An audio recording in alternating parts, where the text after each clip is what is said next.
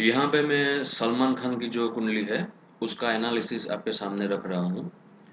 सलमान खान की कुंडली में मेष लग्न है और चंद्रमा जो है उनकी कुंडली में वो कुंभ राशि का है। मेष लग्न वाले जो व्यक्ति होते हैं, वो हिम्मतवान होते हैं, साहसिक होते हैं, खूब खूब ही मेहनत करने वाले होते हैं, डिसिप्लिन में मानने वाले होते हैं। वो खुद ऐसी अपेक्षा रखते हैं कि भाई सामने वाला डिसिप्लिन में रहे, लेकिन वो डिसिप्लिन में रहना कम पसंद करते हैं। यहाँ पे कुंडली में जो बल हम देख सकते हैं, तो कुंडली में मंगल उनका बहुत ही बलवान है, जो रुचक्र नाम का पंच महापुरुष योग कर रहा है। यह मंगल की वजह से वो उनको अघात शक्ति दे रहा है। लग्न भाव का मालिक मंगल होके वो दसम भाव में स्थित है, जो जातक को अपने कर्म, क्योंकि दसवां भाव कर्म होने की वजह से जातक अपने कर्म में उनका जो डेडिकेशन होता है वो बहुत ही ज़्यादा होता है। दूसरी एक बात है यहाँ पे कि भी उनकी कुंडली में मंगल के साथ शुक्र महाराज भी विराजमान है। मंगल और शुक्र की ये जो युति है, वो फिल्म में काम करने वाले सभी लोगों में कहीं ना कहीं तरह पाई जाती है। और यहाँ पे मंगल और शुक्र में से मंगल तो बलवान है ही, तो यानी कि ये जो युति है, जो उनको फिल्म लाइन में लाई है, वो आगे उनको इसमें ज़्यादा से ज़्यादा तरक्की करवाएगी, नेम और फेम देगी। लेकिन जब 10वें भाव में शुक्र होता है, तो ऐसा माना जाता है कि भाई जातक को अपने कर्म में स्त्री की वजह से दिक्कतें पेश आती है। लेकिन हम देख सकते हैं कि थोड़े साल से सलमान खान अपने कार्य में ही ज़्यादा ध्यान दे रहे हैं, और स्त्री के प्रति उनका जो पहले का रवैया था वो अभी कम दिखाई दे रहा है। यानी उनका जो डेडिकेशन है वो ओवरऑल कर्म के प्रति अभी ज़्यादा दिख रहा है। दूसरी एक बात है कि भी इनकी कुंडली में चंद्र शनि का योग है, जिसे ज्योतिष में विश्व योग कहते हैं। लेकिन यहाँ पे शनि बलवान होने की वजह से विश्व योग की जो नेगेटिविटी है वो कम हो जाती है। ये विश्व योग की एक जो इफेक्ट यहाँ पे इनकी कुंडली में दिखाई दे रही है वो ये है कि भाई जातक का जो रवैया होता है लग्न के प्रति, वो थोड़ा नकारात्मक होता है। इसकी वजह से हम देख रहे हैं कि इनकी आयु 49 के आजू बाजू होने की, पर फिर भी अभी वो शादी उन्होंने शादी नहीं की है, या शादी के बारे में अभी वो नहीं सोच रहे हैं। यहाँ पे दूसरी एक बात दिखाई दे रही है कि भाई मंगल शुक्र जो उनको प्रेम करवाता है, यानी जो लव के योग दे रहा है उनकी कुंडली में, वहीं ये शनि चंद्र का जो सप्तम भाव पे उनकी जो दृष्टि है, वो प्रेम में उनको वियोग भी दे रही है। यानी मंगल शुक्र प्रेम करवा रहे हैं, तो शनि चंद्र जो है वो प्रेम में वियोग दे रहे हैं। तो ये भी एक कारण है उनका लेट मैरिज होने के लिए। अब अभी की बात हम सोचे, अभी के जो ग्रह चल रहे हैं उनकी कुंडली में, तो सबसे पहले हम देख रहे हैं कि भाई गुरु महाराज तृतीय भाव में भ्रमण कर रहे हैं। ये गुरु जो है वो उनके मूल कुंडली के गुरु पे से उनका भ्रमण हो रहा है।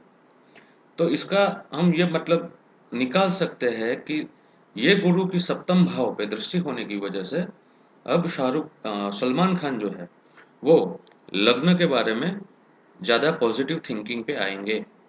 यही गुरु चंद्र शनि पे नवम दृष्टि डाल रहा है, जो कि हमने बताया कि उनको जो नकारात्मक रवैया था उसमें वो पॉजिटिविटी ऐड करेगा। तो हम ऐसा मान सकते हैं कि अभी के जो उनकी कुंडली में भ्रमण है और अभी जो आगे होने वाले हैं, वो उनको शादी के प्रति पॉजिटिव थिंकिंग देगा और 100% शादी करवाएगा। दूसरी एक बात है उनकी कुंडली में कि अभी जो सप्तम भाव तुला राशि जहाँ पे है, वहाँ पे शनि राहु का भ्रमण चल रहा है। तो जब एक से ज़्यादा पाप ग्रहों का भ्रमण सप्तम भाव में होता है, तो जातक को किसी न किसी तरह की तकलीफ आती है। यहाँ पे ये शनि राहु उनको थोड़ा कोर्ट केस को लेके परेशान कर सकते हैं। लेकिन ये जो परेशानी है वो ज़्यादा लंबी नहीं चलेगी, ऐसा लग रहा है।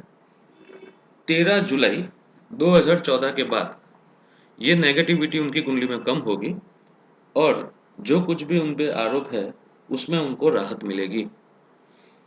दूसरी एक बात है कि गुरु महाराज राशि परिवर्तन करेंगे 19/6 को, यानी 19 जून को। ये इनके कुंडली में चतुर्थ भाव में भ्रमण करेंगे।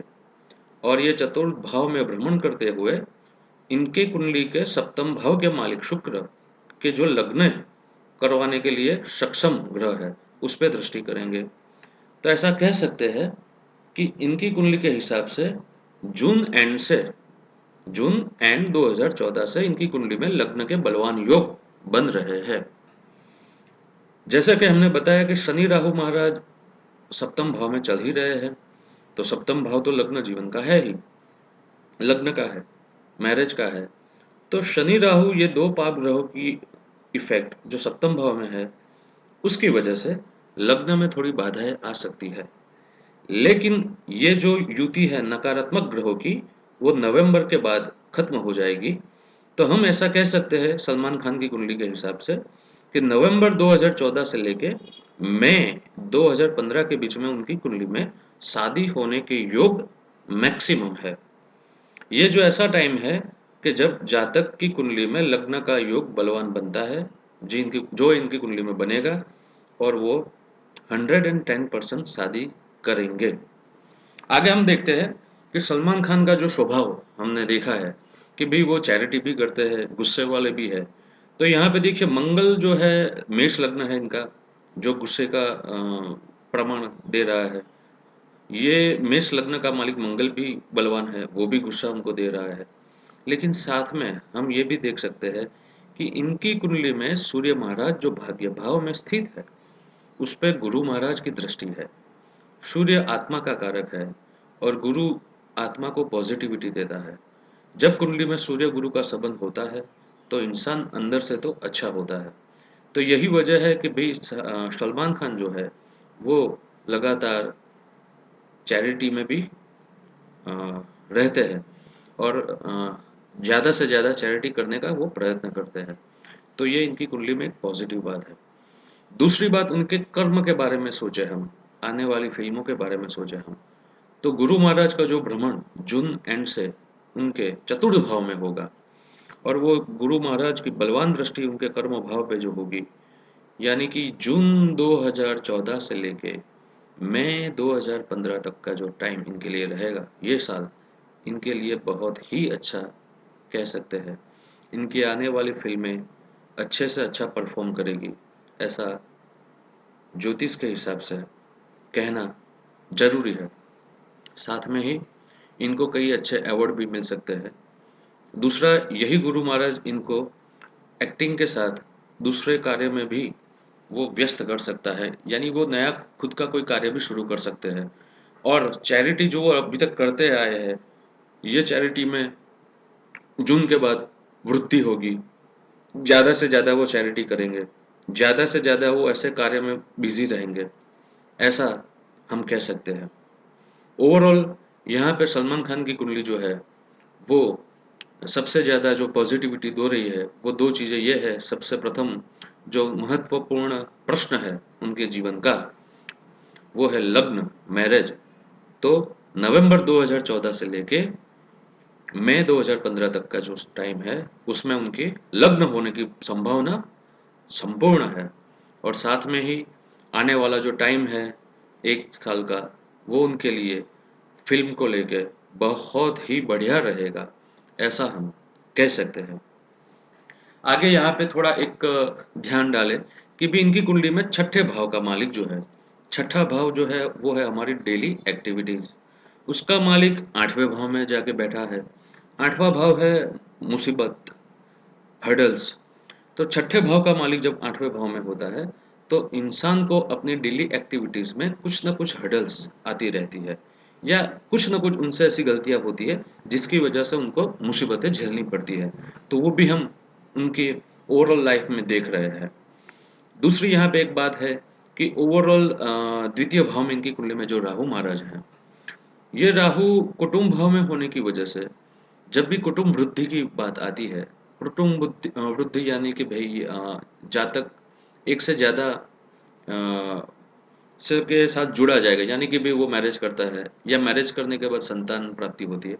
तो वो यहाँ पे द्वितीय भाव में बैठा हुआ राहु ये बातों में भी बाधाएं देता है। लेकिन राहु की जो इफेक्ट है वो तो अभी कम हो ही गई है। साथ में केतु महाराज की जो इफेक्ट है वो भी 48 साल के बाद, यानी अभी तो उनके 49 ईयर्स चल रहे हैं, तो वो भी कम हो गई है।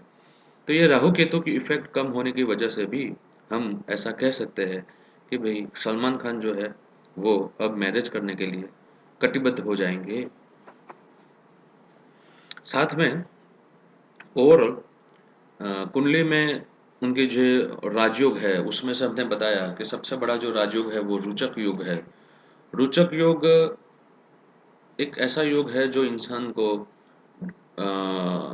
अच्छा खिलाड़ी बनाता है, अच्छी एनर्जी देता है, निखालस बनाता है, साथ में एक लीडरशिप का गुण देता है। यानी कि जो लोग ने कुछ नया किया है या आगे आके कुछ किया है, उनमें मंगल कहीं न कहीं बलवान पाया गया है, जो इनकी कुंडली में है। और ये मंगल बलवान तो है ही, साथ में दसम भाव में है। दसम भाव में जब मंगल बलवान होके होता है, तो इंसान को कुल दीपक नाम का योग करता है। यानी कि जिसकी कुंडली में इस तरह से मंगल मंगल होता है बलवान होकर दसम भाव में, वो कुल का दीपक होता है। वो ऐसा कार्य करता है जैसे जिसकी वजह से वो तो नेम और फेम पामता है, लेकिन उसके साथ उसके कुटुंब को भी ये सब मिलता है। तो इस तरह से ओवरऑल ये सलमान खान की कुंडली का एनालिसिस मैंने आपके सामने रखा है। होप सो आपको कुछ इसमें नई जानकारी मिली होगी, और आगे भी मैं इस तरह से नई जानकारी, नई कुंडली, नए रिच एंड फेमस लोग जिनको आप भी बहुत प्यार करते हैं, आप उनके बारे में जानना चाहते हैं, उनकी कुंडलियाँ और उनका एनालिसिस मैं इस तरह से रखता रहूँगा। Thank you very much. Bye. Take care.